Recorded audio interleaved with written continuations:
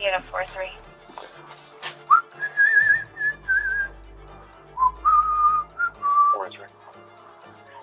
This is newly released body cam video we just received from the city of Columbus showing the first police officer to respond to a call related to the case of Spencer and Monique Tepe. But the officer in this video went to the wrong address, according to the chief of police. Police in Ohio are finally speaking to the public about the investigation into the murders of Spencer and Monique Tepe. What the Columbus police chief is now saying about where they are in the investigation. Okay, got several calls on that. What's changed since the last person I talked to? There's a body. There's a body inside? Yeah. Also, the chief giving somewhat of a shocking update with a key detail from the police response after multiple frantic 911 calls were made from friends and concerned coworkers of the Tepes, people who knew that something wasn't right. We're on the case presented by Law&Crime. I'm Chris Stewart.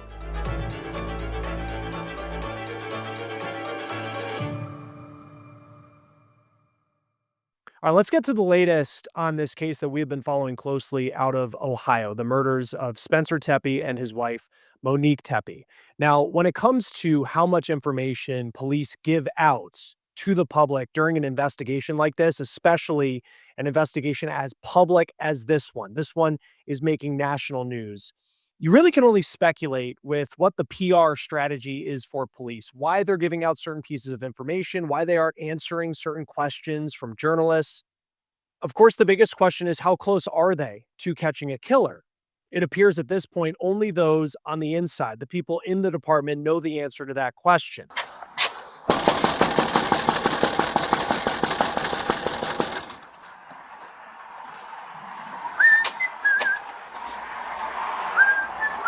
Now, this is the new body cam video that the city of Columbus just sent to us here at Law&Crime, and it shows the officer who was dispatched to make a welfare check at Spencer Tepe's home after he didn't show up for work at his dental office. And that officer, he did check out the property, he knocks on the door, didn't see anything left. The only issue is, according to the chief of police, he went to the wrong address. This was at roughly 9:30 in the morning, about 20 to 30 minutes after the first phone call was made by Spencer Tepe's boss, saying that something just didn't feel right because he didn't show up for work. It would be roughly another half hour until a 911 caller then discovers what he says is Spencer Tepe's body in the home of the couple on December 30th. More than a week into trying to find the person who killed Spencer and Monique in their home while their kids were there on December 30th, a lot of it is still a mystery. But the Columbus police chief did make some public comments, and from what we heard, she didn't directly say whether the public is still at risk. Now,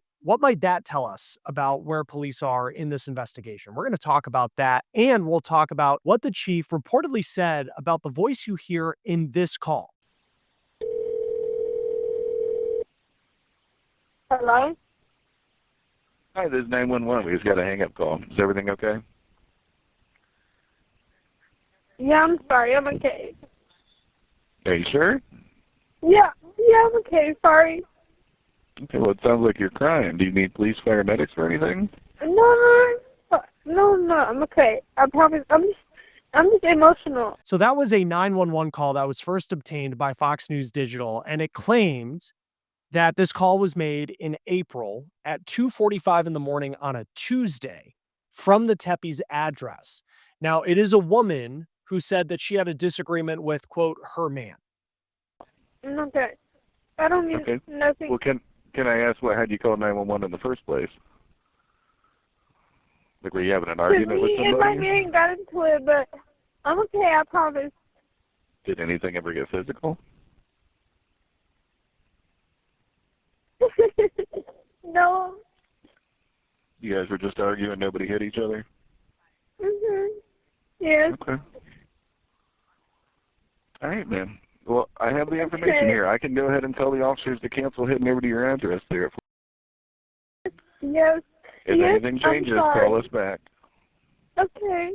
So the chief confirmed to local media outlets what Spencer's brother-in-law told us here at Law and Crime this week, and that is the female voice you hear on that call, that is not Monique Tepe's voice. But the chief is also telling local media outlets a little bit more context as to where that call may have been coming from and whether this call could be important to the investigation. Now, the biggest piece of information that we do have at this point when it comes to this investigation and what's been given out to the public by police, it's this video. It's the person of interest walking down an alley behind Spencer and Monique's home in the early hours of December 30th. Police are continuing to call out to the public to see if anyone has more video from a time frame of between 2 and 5 o'clock in the morning on December 30th. That is believed to be the time that police think that Spencer and Monique were killed. Now, you can see in the video that they have put out, even though it's grainy, there could be some clues to take away because you see that this person, it appears to be a male. They're wearing gray pants, black shoes, a black coat, and they're walking down this alley in the middle of the night. This is a Tuesday morning this happened. Temperatures were in the 20s. This was the day before New Year's Eve. Now, you can see that this person of interest, they're not looking at the camera, and maybe that's on purpose. This alleyway is one that you can drive down. It gives access to the detached garages behind the townhomes where Spencer and Monique lived. And this is a drone shot from the Tepe's wedding video. It was shot by Spencer's brother-in-law, and you can see the back alley and these fairly new-looking townhomes all in a row. And again, the Tepes lived in one of those homes. Now, the person of interest, they keep their head down. They don't look up. It's unclear if they know that there are cameras in the back of these homes or maybe on garages as they walk down the street. You do see that in that person of interest video. It's a Nest camera. So this isn't like an official police camera that's out there, but the type of thing that somebody puts on the back of their home if they're maybe concerned about someone trying to break into their garage or someone going through their trash. Now, this person of interest also, they have some mannerisms that you hope that someone watching this video would notice. It looks like they might be pigeon-toed. Police are emphasizing that, again, this is a person of interest. They don't know if this is the killer, if this is the person that they're looking for. The police chief did tell local media that this is really just a person who is in the area at the time where they are really focusing their investigation. This person may just be a person walking down the street after maybe spending time at a bar that closed late on a week where a lot of people were off work because of the holidays. We don't know, but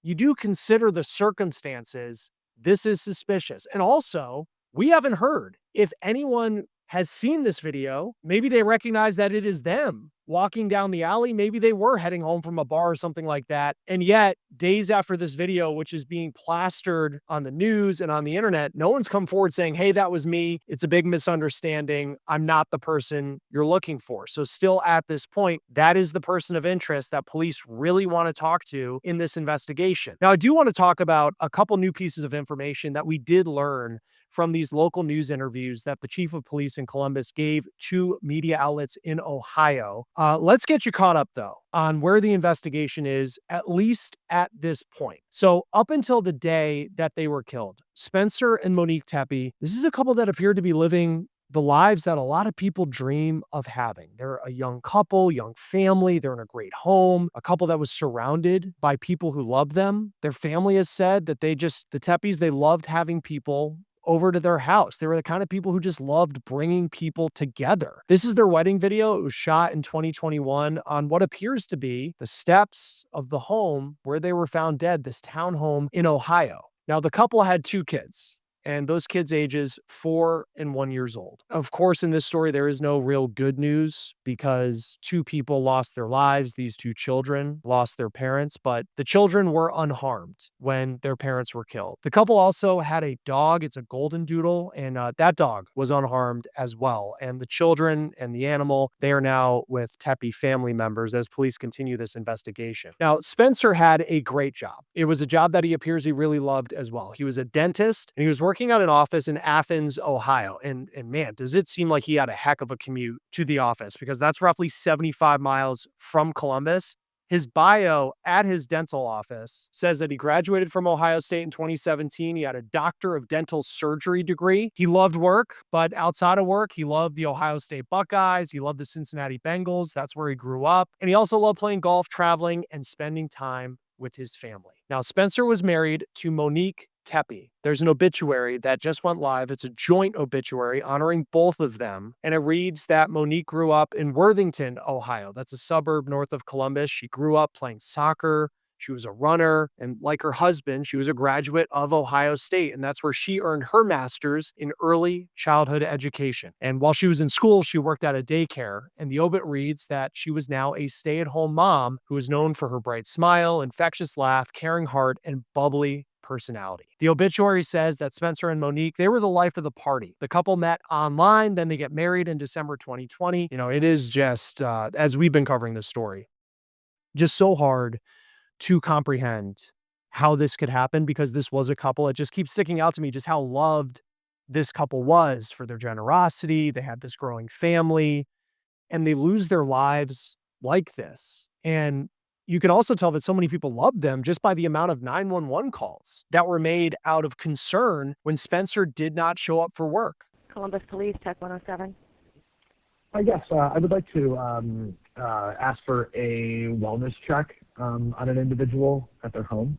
So if you've been following this story with us, you know that these 911 calls that were made on December 30th, they started around 9 o'clock in the morning. And this is when Spencer didn't show up for work. The Columbus police chief did give an important piece of information, though, related to the response to these 911 calls. And we'll talk about that here in just a moment. This individual, Spencer, works with me, and he did not show up to work this morning, and we cannot get a hold of him or his family. He didn't show up to work? Correct. Okay. Does he have medical problems or? No, and he's been reliable, and we cannot get in touch with him, his wife, his family, anybody that lives in that house.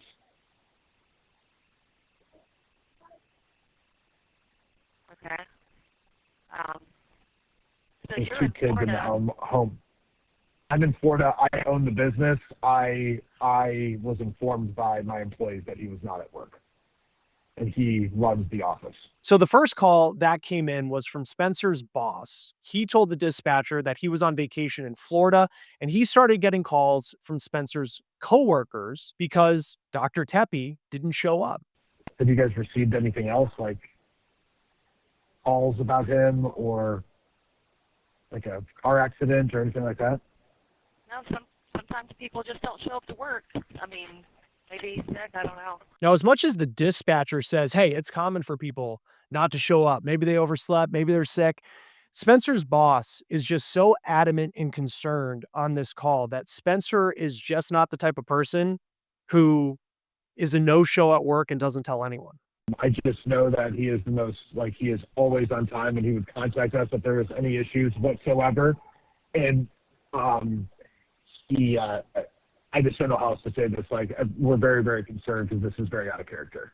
And we can't get in touch with his wife, which is probably the more concerning thing. About 20 minutes later, at 9:22, an officer arrived on scene, but no one answered at the couple's home. Now, this is the part of the story where we just got some major context that we're about to talk about. Concerned friends of the Tepes then go to the couple's house, and they say that they heard the children of the Tepes inside the home. So this is around 10 o'clock in the morning. Okay, what's the emergency there, police or medical? Maybe both, I guess. I don't know. I'm kind of doing the We already wellness. had a call out there. They knocked on the front door and back door multiple times, and there was no answer. Yeah, no answer. I can hear kids inside, and I swear I think I heard one yell, but we can't get in. At this point, I don't know if I need to break the door in or just get in the house or what. So. Okay, were you out there when the police was out there? I wasn't. I just got here about 5 minutes ago. Okay, all right, well, we'll send them back out to you. Then you get another call from Spencer's work. Our boss did not report to work. We haven't been able to get a hold of him for 3 hours. We are on site, and we can hear Okay, kids I inside. just talked to somebody there. Okay, I'm just making sure somebody called. 5 minutes later, there is another phone call. And this is the phone call where a friend says that they see Spencer Tepe's body. We've got several calls on that. What's changed since the last person I talked to? There's a body. There's a body inside? Yeah. Okay, hold on 1 second. Let me get you on the line with the medic, okay? Stay on the line. Now, as the caller waits, you can hear what sounds like small children in the background. The Tepe's kids, again, these kids were unharmed. There's a body. Our friend wasn't answering his phone. We just did a wellness check. We just came here, and he appears dead. Okay. There's blood. He's laying next to his bed, off of his bed, and there's blood. I can't get closer to see more than that. Okay, so you can tell he's obviously not breathing or anything? Yeah, yeah. Is it like kind of like puddle, like, you know, does he look like... It doesn't look puddled. I can't look. Okay, all right, understand. Okay, and then when was the last time somebody spoke to him?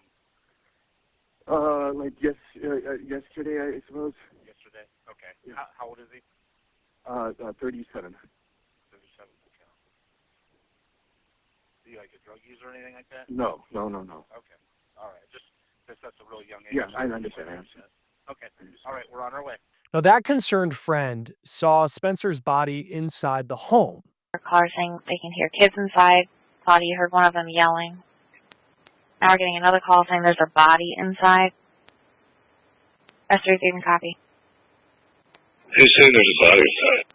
When police went inside the home, they did find Spencer dead, as well as his wife. WSYX-TV says that Dr. Tepe was shot multiple times and Monique had at least one gunshot wound to the chest. Police have not said that they have a murder weapon. They do not believe that this is a murder-suicide. Police reportedly recovered a couple 9mm shell casings from the scene. Of course, that is key evidence. That could tell us a lot about the killer, not only as that evidence, but you also have to think if this was someone who knew how police would investigate this crime and how crime scene investigation works, why would they leave those shell casings behind? But I want to talk about what the police chief of Columbus said about that initial response to those 911 calls, because there's some important context here. Columbus Police Chief Elaine Bryant, it appears, gave one-on-one interviews to local media outlets in Ohio yesterday. We here at Law&Crime, we have reached out to the chief to see if she would like to join us on our show as well. And she said in her interview, this is from 10 TV in Columbus, that they haven't identified a suspect at this point. And as far as the 911 calls, now when I heard that for the first time, where this dispatcher said an officer responded to the Tepe's home when it was just someone calling saying they were concerned because Dr. Tepe didn't show up, I found it a bit confusing as to how the officer didn't find anything, and yet the friend who calls and showed up a short time later ends up getting into the home and finding Spencer's body. But they talk about hearing the Tepe's children inside the house, and my question was, why didn't the officer hear any of that? Am I home? There we go.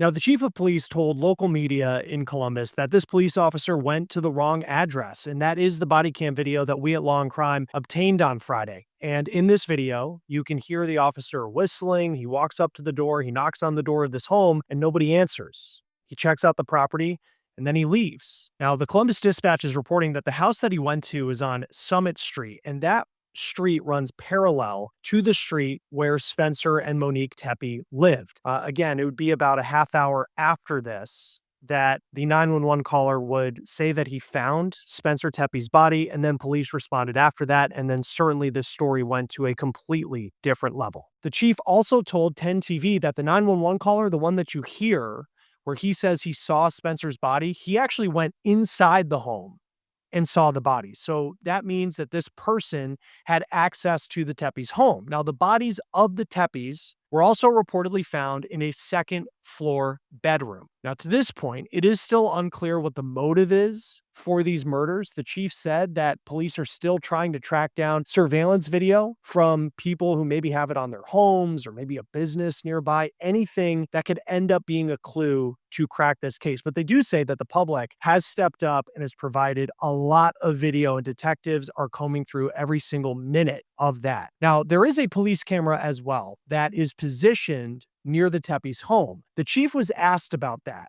and whether that camera caught anything related to the case. The chief would not answer that question directly, just saying they're continuing to pour through countless tips and evidence and videos as they come in from the public. Now, the chief also addressed that 911 call that was made months earlier in her interview with the Columbus Dispatch, the newspaper. Now, this was the call. It ends up going viral. Fox News Digital puts it out where it's this girl who is crying, and she's saying that she got into some sort of argument with her boyfriend or husband. She says her man. Again, this was according to Fox News Digital. Yeah, I'm okay. Sorry. Okay, well, it sounds like you're crying. Do you need police, paramedics, or anything? No, I'm okay. I promise. I'm just emotional. Now, we have this audio as well, and it's reportedly this call made on April 15th at 2:45 in the morning. April 15th was a Tuesday, and the call is from this woman. She's emotional about having a dispute. Now, the woman you hear on the phone, she says that she and her man got into it, but she also says that she's okay, so police end up canceling the call to send an officer to the house. The dispatch says that that caller never gave her name either, so there's not really any information about who she is or where she went. But again, the chief said that the voice that you hear is not that of Monique Tepe. In fact, the call also may not have even been made from the Tepe's home, because the chief said in more densely populated areas with multiple cell phone towers, like the neighborhood that the Tepes live in, a call from a cell phone can actually be from within a 30-meter radius. So that call could have been made from somewhere around the Tepe's home, but not in the Tepe's home. Now, the chief also told the Columbus Dispatch that there is no history of calls from the Tepe's address or related to the Tepes. Now, the chief continues to urge patience in this investigation. She says that the department is being as transparent as they possibly can while they're continuing to maintain the integrity of the investigation. Joining us now is retired detective commander with the Chicago Police Department, Will Svilar. Always great to have you on Law and Crime, and you've been great in helping us understand this story as it's continued to unfold. Before we dive into what the chief had to say in these kind of one-on-one interviews it appears she gave to some of the local media outlets there, what is it like right now in the Detective Bureau in Columbus as the days go on? You know, they're running out all these leads. They're based what I saw in that interview with the chief, they've got some leads. They're going in a specific direction on this. But as a detective, all you want to do is work on your case. You don't want all the distractions from the outside, and that's where your layer of supervision comes in. My job as a supervisor was to give my detectives all the tools they needed so they could do their job, and I'll handle all the other stuff. So they're doing their job, and I think the chief did a good thing by going, and the deputy chief did a good thing by going on TV. Yeah, because I think you look at, there's just been some silence, and you want police spending more time investigating a crime and hopefully solving a crime than needing to answer questions from the media. But there's just been so much speculation, especially in the online space, with what potentially happened. There were two pieces of information, at least two to me, that stood out that she confirmed through some of the local media stations. It was Channel 10 that said that the Tepes were both found upstairs in a bedroom, so second floor, and that the 911 caller, when you listen to that call and the person who calls back and says there is a body here, that is someone who is actually inside the house. It was unclear before whether maybe they saw through a window or something like that, but they were actually able to go into the home. What does that tell you? So obviously they know this person. Whoever went into their home knows this person well enough to either know where a key is or know the code to get into the house. So this is a pretty close friend. Now, I was a little confused when I listened to the 911 calls as well, because it sounded like one of the callers said, I hear babies crying, but I can't get in. Now, my question is that the same caller who says they're on the second floor invisible? Because that's kind of contradictory of what happened. If you're in there, you're in there. Are you taking the kids out, removing them from that? I mean, those things are a little up in the air for me, and I wasn't clear on it when I listened to the 911 calls. Yeah, it was definitely part because I remember the first time I listened to the 911 call, just even, it kind of goes into the part we'll talk about with the initial officer went to the wrong home apparently. But because you could hear the kids in the background of the call, and I wasn't sure if it was like they were on the door and then this 911 caller's on the outside. So there's still some questions as far as kind of just the layout, and we'll get the context eventually on all of this. Knowing that the Tepes were in their bedroom, because before when it was like no forced entry, it was like, did someone come to the house? They had some sort of conversation, and maybe they did. But now we're thinking, according to police, 2 and 5 in the morning in a bedroom upstairs. So potentially sleeping when this happened. The fact that she's upstairs as well, it seems they're both shot in the bedroom, but then there's that no forced entry part of it. I guess as you're piecing together the steps of what potentially happened, like how do those pieces of information kind of factor into what you're thinking? I mean, the no forced entry is a huge part of it. The condition of the home is a huge part of it. The location of the bodies are all huge parts of it. And it would suggest the person had knowledge of, one, how to get into the house. Two, what bedroom that the Tepes were in, possibly. So it kind of suggests that maybe this is somebody that knows the layout of the house at least, or certainly the code to get in, or they had some kind of relationship with the Tepes. That's what I think. And, you know, we have the biggest piece of information that we have at this point is that person of interest video, that person walking down the alleyway. They're not looking at the camera, maybe hiding their face from the camera. But police were pretty clear in the interview that the chief gave to the local media that they have tips. Like they have tips that have come in. Detectives are going through the video right now, trying to figure things out. You know, and then part of me is like, and we don't know if they have more videos of this person of interest, but my question would be like, why not put out more of them if they actually do, if they have as much video as they say that they have? And maybe they don't have, you know, I will say like, maybe they just don't have any more video of the guy, but if they do, why would you withhold that information? Good question. If they're withholding that information, there's a reason for it. It's not that they're trying to keep the public in the dark, but maybe they're trying to not tip who they're looking at. So again, to have just one piece of information like that, just one piece of someone walking down the alley behind the residence, it seems like there'd be more. There's cameras everywhere. You know, there's, you know, in the service that I have with my doorbell, Ring doorbell thing, there's a neighborhood app where if somebody walks down the street sideways, somebody is getting on, making a comment saying, hey, there's somebody walking down the street. You know what I mean? So there's got to be more. There's got to be a reason why they're holding up that information. And she kind of alluded to that. She said, there are things we can't tell you. And that would be because it would compromise the investigation. The other question that I think I would have, which is always one that comes out in news conferences, and maybe it was a strategic move just to kind of do a one-on-one with a journalist for a period of time, as opposed to opening it up. And then you have just people from all over the place in the media asking and shouting questions. The question of, I think the question is like, is the community safe? You know, is always that question that puts, I think, law enforcement in a really tough position when you ask it as a member of the media, because the question is, do you know who this person is? Was this an isolated incident, or is this a Jack the Ripper situation where this is someone who is just out and about, and you should be afraid if you're Columbus, you know, if you're in Columbus, Ohio, that someone's going to come in your door at night? I'm not trying to sound sensational when I say it, but the fact that they haven't said that that's the situation, also they haven't said that it's a targeted incident. What does that tell you? Well, you're absolutely right about that. When you talk about, and again, we look back on some of the internet sleuths that are out there saying, hey, listen, there was somebody tried to break into a house, you know, months or a couple of weeks before this, pounding on the door. Is this related? If you don't answer that question for the public, they're going to keep looking into stuff like that. Is there a 911 call from that house back in 2025?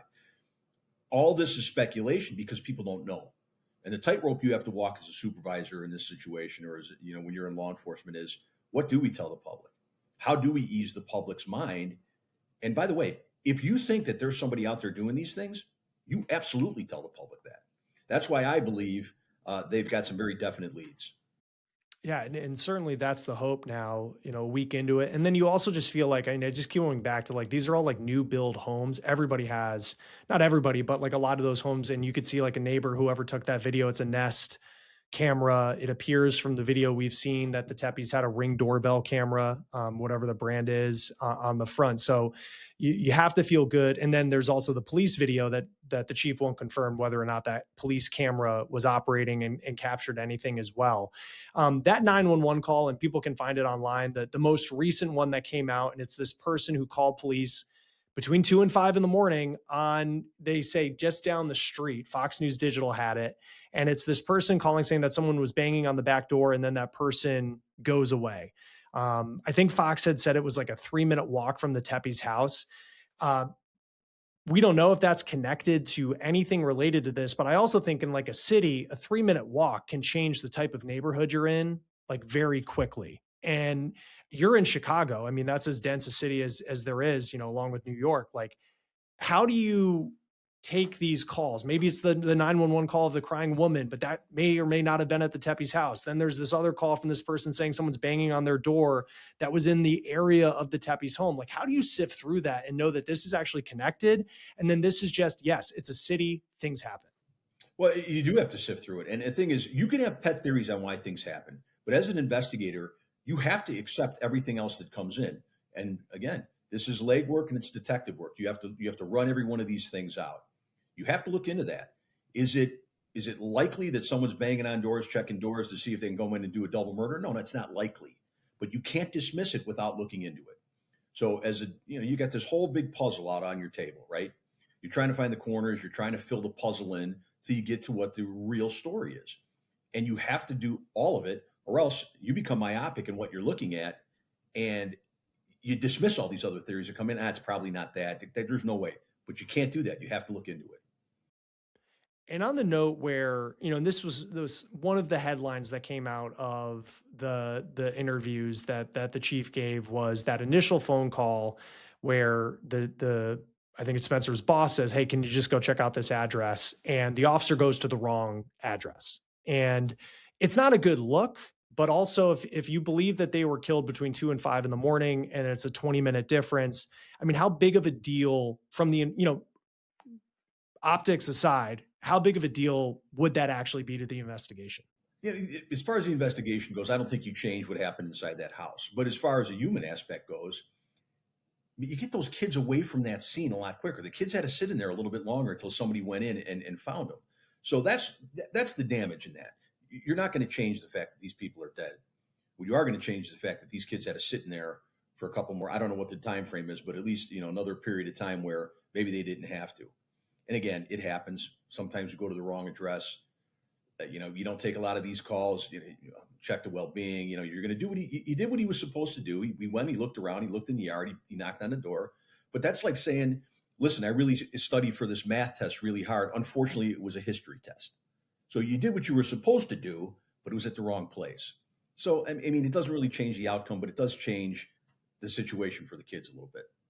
Yeah, it was definitely, I think you read the headline. It was like, oh, that's not good, but it's also just not, it's with the timeline. It wasn't as if it seemed like it had happened, sadly within the period of time that the officer showed up, that it was something at this point that is believed to have happened overnight. I keep coming back to the shell casings. I know I've asked you about this before, that those were collected on the scene. And I mean, how often is it? I forget if I've asked you this already.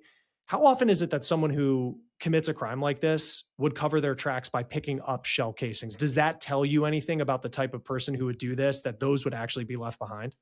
Well, yes. I mean, I have run into numerous murders where people don't stick around long enough to pick up their shell casings. If you got a situation where there's shell casings that were removed from the scene, that's someone who knew what they were doing. And that's a totally different thing than a random stranger. That's planned out, and that's executed in a certain way. But most of the time, 99% of the time, the casings are left on the scene because it's something that happens quick and they want to get out of there. It also seems with the person of interest video, because there is the chance that this was just somebody who maybe they worked the night shift. Maybe they were at a bar and the bar closed. And like the reason that they have that kind of interesting gait, lethargic walk, I think, as they're going down the alley, is like they were leaving a bar. But here we are a couple days later, everybody in the country, I feel like, has seen that video. And if that was a person who it's like, oh my gosh, I live down the street, I was just coming back from my friend's house, I did not do this. You would think that that person would come forward to police. And as of the interviews yesterday from police, they still believe that this is a person of interest they want to talk to. What do you read into that part of it, that this still very much seems to be someone that police have not made contact with? A couple of things. One, you, as a police officer or an investigator in this, you have to find out who that is. You have to do what you can to talk to that person, because you have to talk to that person. Secondly, if you are that person and you had nothing to do with it, I know a lot of the general public want no part of any type of massive investigation. I don't want to be dragged into a police station for 48 hours. I had nothing to do with it. I'm going to keep my mouth shut. And I think, you see that a lot more than you'd like to. Yeah. And we'll see, what happens next. More than a week at this point. A lot of people looking for answers, but to your point, Will, I really hope police have some leads that they're following. I know they're following leads, but that they're really starting to piece this thing together, and we'll see what happens next. Retired Detective Commander Will Svilar with the Chicago Police Department. Thank you as always for being with us in Law and Crime. We appreciate it. My pleasure. That will do it for On the Case, presented by Law and Crime. Subscribe to us on YouTube and Spotify, and now you can find episodes of On the Case on Peacock. I'm Chris Stewart. We'll see you next time.